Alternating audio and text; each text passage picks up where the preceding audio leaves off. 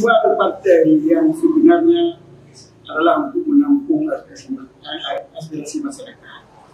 Untuk masyarakat sebagai penampung kita pimpinan membangun partai. Di partai udah tanah yang itu partai itu. Jadi baiklah dalam pikiran kita partai PAN untuk sebagai lahan utara tinggi. Jadi tanya lahir akhirnya depan utara tinggi yang jauh jauh. Ini nak jadi partainya yang kita tapi partainya untuk menampung aspirasi mereka. Dan sama-sama partai lain yang mana berbicara. Itu ada jadi kemenangan. Kemenangan yang terjadi masyarakat menang, rakyat menang, agama menang, dan agama yang kedua berkaitan.